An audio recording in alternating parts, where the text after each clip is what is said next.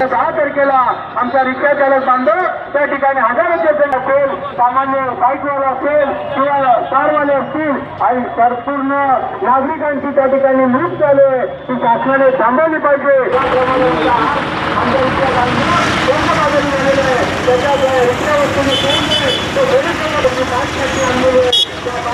त्याच पद्धतीने नवीन आरटीओ असेल, पनवेल आरटीओ असेल, हे भ्रष्टाचार मुक्त झाले पाहिजे। आदरणीय गीता पाटील साहेबांनी या भूमिपुत्रांना या ठिकाणी न्याय द्यायचं काम केलेलं आहे। चालक मालक एकजुटीच्या, रिक्षा चालक मालक एकजुटीच्या। आज नवी मुंबईतील सर्व संघटना मिळून आम्ही खारघर असेल, उरण असेल, कामोटे असेल, कळंबोली असेल, या सर्व ठिकाणचे रिक्षा चालक आज या धडक मोर्चाला जो शासनाने जो घाट घातला आहे, जो बाईक टॅक्सीचा तो घाट मोडून काढण्यासाठी, हा जो आमच्यावर लादला जाणार आहे टॅक्सी रिक्षा जो बाईक टॅक्सीचा तो हाणून काढण्यासाठी आम्ही आज सगळे एकत्र इथे आंदोलन केलेलं आहे। या आंदोलनाला जास्तीत जास्त लोकांनी इथे प्रतिसाद दिलेला आहे। रिक्षा चालकांना माहिती आहे की जर हा बाईक टॅक्सी जर आली तर आमचा धंदा मोडीत जाणार आहे, आमच्या धंद्यामध्ये काही राहणार नाही, आम्हाला उपाशी मारावं लागणार आहे। यासाठी जवळजवळ सगळे रिक्षा चालक एकत्रित जमलेले आहेत आणि हा आंदोलन आम्ही यशस्वी केलेलं आहे। आमचं कोकण आयुक्तापुढे जे आमचं आंदोलन झालेलं आहे त्या आंदोलनाने कोकण आयुक्तांनी दखल घेतलेली आहे। त्यांनी आम्हाला 10 दिवसात त्यांचा निर्णय आम्हाला कळवणार आहे। आत्ताही ते आम्हाला त्यांच्या आमच्या मागण्याबद्दल त्यांचं निवेदन आम्हाला देणार आहे की या 10 दिवसात आम्ही तुमची मीटिंग लावून या गोष्टीवर तुम्हाला तोडगा काढू असं त्यांनी सांगितलेलं आहे। तरी यानंतर आम्हाला याही गोष्टीची खंत वाटते की परमिट बंद करा म्हणून आम्ही वारंवार सांगतोय। आमच्या रिक्षावाल्यांना उपासमारीची वेळ आलेली आहे, परंतु तुम्ही परमिट बंद करायला मागत नाही। तुम्हाला जे परमिटचे 1500 रुपये मिळत आहेत, 15,000 रुपये मिळत आहेत, त्याच्यावरच तुमचं सगळं चाललेलं आहे। ते 15,000 रुपये तुम्हाला खूप मोठे वाटत आहेत, पण आज रिक्षा चालकांचं उदरनिर्वाहाचं साधन आपण खेचून घेतलेलं आहे, त्यांचा उदरनिर्वाह होत नाही आहे। ते संध्याकाळी घरी जाताना जर गाडीचा मेंटेनन्स निघाला तर त्यांच्या खिशात 10 रुपये नसतात। आज तुम्हाला सांगतो गाडीचा मेंटेनन्स कधी निघतो आणि तो निघतो तर 2, 4, 5, 10 आणि जर त्यांची जर मी सांगतो फोस्टर गाडी असेल तर 15,000 ते 20,000 रुपये गाडीचा मेंटेनन्स निघतो। कुठून करणार?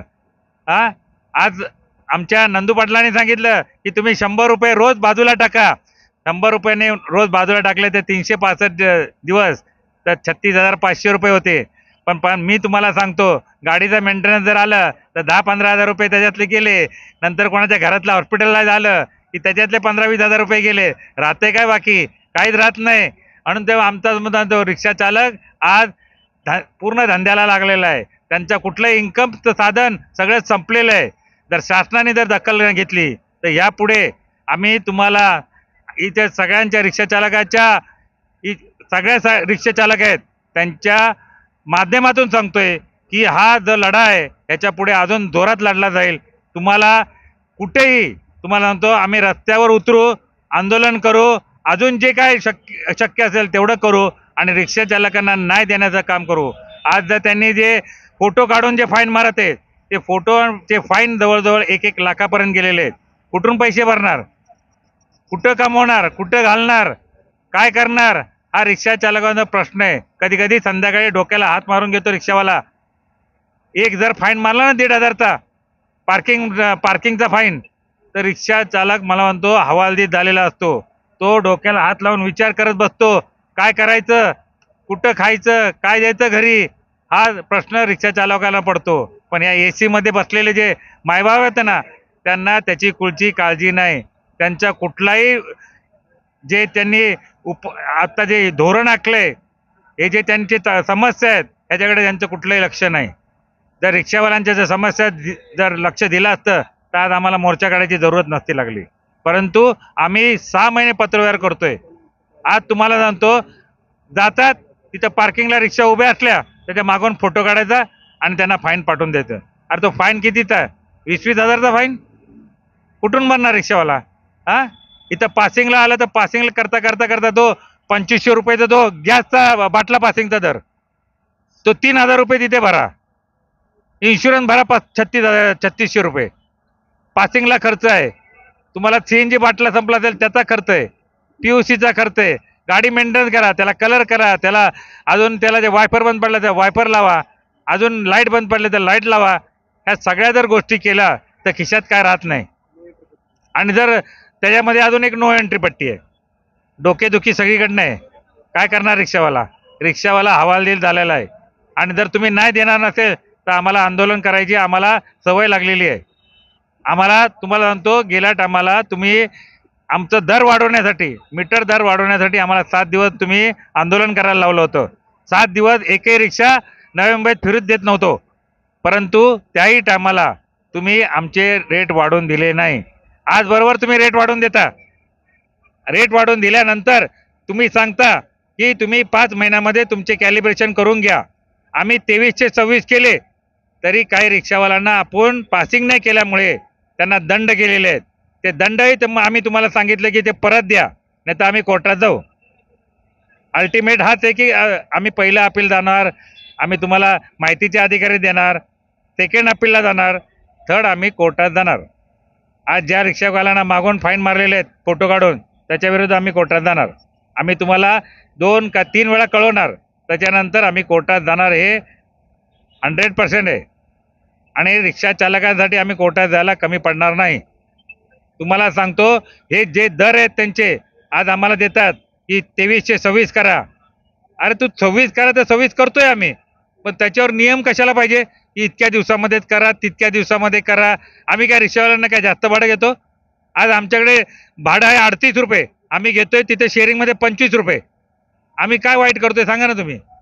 कोपरकडनं इथून तर MGM कॉम्प्लेक्सचं भाडं आहे सेक्टर 14चं, ते भाडं आहे आमचं 22 रुपये, आम्ही घेतोय 15 रुपये. मग आम्ही कुठे लुटतोय रिक्षा प्रवाशांना? आम्ही रिक्षावाल्यांना ज्या बसमध्ये जातात उभं राहून जातो त्यांना आम्ही चांगलं बसून घेऊन जातोय. मग त्याचे आम्ही 25 रुपये घेतो, तिथे पण तुमची वाद, तिथे पण तुम्हाला काय ना काहीतरी तुम्हाला त्याचा त्रास होतोय. मग आम्ही जायचं कुठे? आम्ही धंदा कसा करायचा?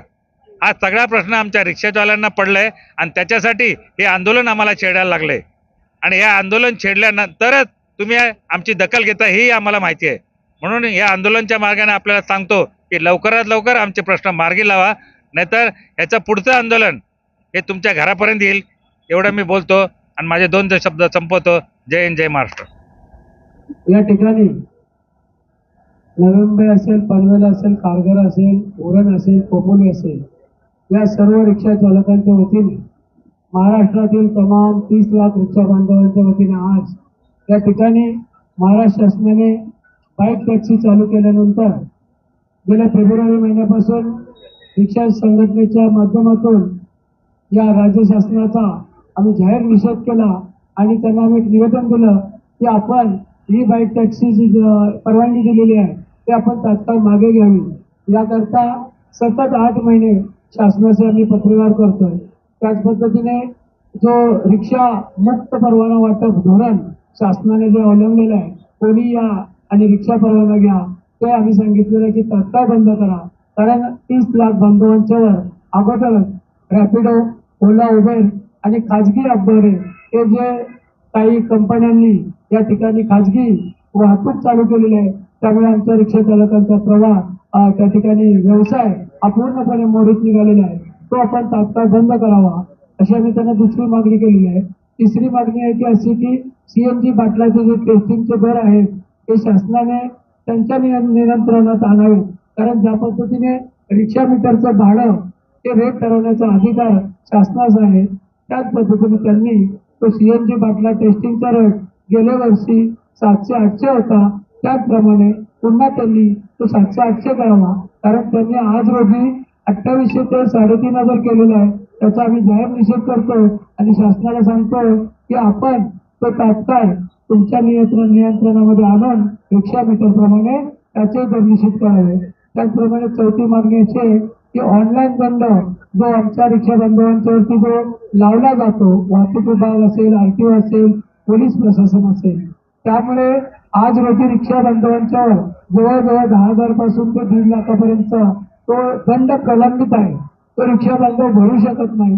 त्यामुळे आम्ही शासनाकडे मागणी केली की आपण एकदा सरसकट ही ऑनलाईन दंड माफी द्यावी, म्हणजे आमचा बांधव कर्जातून बाहेर येईल. त्याचप्रमाणे धर्मवीर आनंदगे साहेब एक महामंडळ शासनाने स्थापन केले, त्याच्यामध्ये 50 कोटी शासनाने दिलेले आहेत आणि आज ते आमच्या रिक्षा बांधवांच्यावर 800 रुपये भरा आणि सदस्य व्हा अशी सक्ती करतात.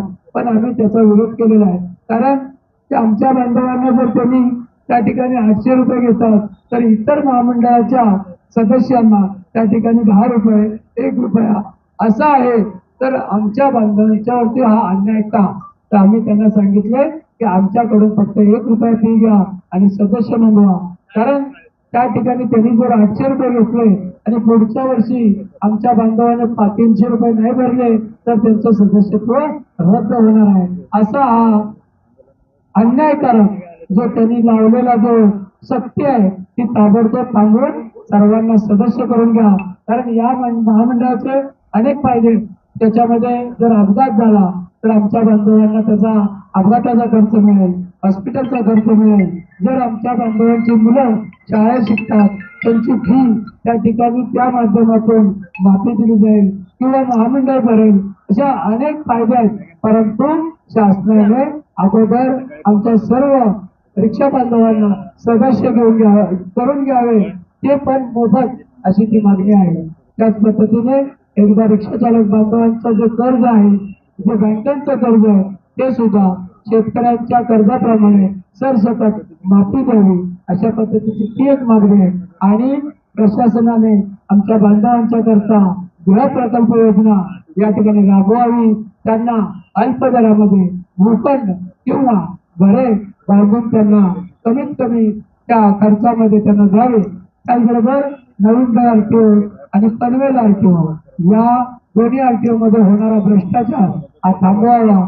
आमच्या रिक्षा बांधवांची कामे जी परिवहन संदर्भातील आहेत ती शासकीय फी मध्ये त्यांनी करावी. अशा अनेक मागण्या घेऊन आज या ठिकाणी रिक्षा चालकांचा धडक मोर्चा व 1 दिवसीय लाक्षणिक उपोषण आंदोलन या ठिकाणी चालू होतं. परंतु या कोकण आयुक्त सन्माननीय यांनी या ठिकाणी चर्चेस बोलवलं होतं आणि चर्चा करत असताना त्यांनी सांगितलं की आम्हाला फक्त एक 7 दिवसाची वेळ द्या, आम्ही परिवहन मंत्री असतील, मुख्यमंत्री असतील यांच्याशी आपली बैठक लावतो, आपण आपलं उपोषण आंदोलन मागे घ्या अशी त्यांनी विनंती केलेली आहे. आम्ही त्यांना सांगितलं की आम्हाला 1-2 वर्ष जर आपण लेखी दिलं तर नक्कीच आम्ही विचार करू आणि त्याकरता आज या ठिकाणी आम्ही या आंदोलनाचं आंदोलनाचं चालू आहे. आम्हाला आशा आहे की त्यांच्या माध्यमातून लवकरात लवकर रिक्षा बांधवांना न्याय मिळेल अशी आम्ही आशा व्यक्त करतो आणि माझे 2 शब्द थांबवतो. जय हिंद, जय महाराष्ट्र. मी नंदू पाटील, आगरी कोळी युनियनचे सरचिटणीस. माझं एक म्हणणं असं आहे का रिक्षा बांधव ह्या एवढ्या संख्येने आमच्या बरोबर आलेले आहेत, यांचे पहिले आम्ही स्वागत करत आहे. त्यांनी आम्हाला सपोर्ट दिला ते आमचं एक अभिमानाची गोष्ट ना. आजचा दिवस जो आहे एक गणेशाचा दिवस आहे, म्हणजे पुढचे जे आमच्या मागण्या आहेत टप्प्याटप्प्याने एक मागण्या पास होतील असा आजपासून आम्ही पकडणार आहे.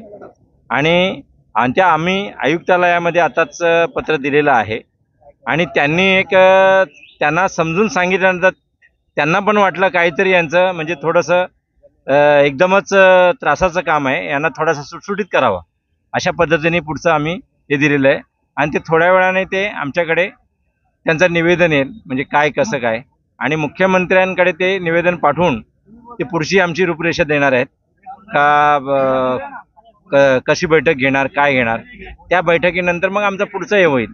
आणि अशा पद्धतीने आम्हाला जर ते करत नसतील याची पुढची रूपरेषा आमच्या रिक्षावाल्यांची अक्षरशः रिक्षावाला देशोधडीला लागल्यात जमा आहे.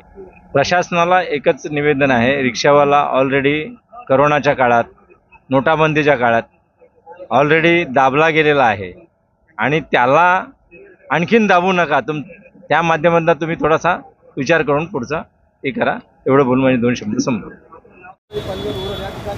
ज्या काही मागण्या घेऊन इथे सर्व बसले होते तर त्या मागण्यांचं पत्र देण्यात आलं होतं. अधिकारी यांनी सुद्धा या ठिकाणी पत्रकाला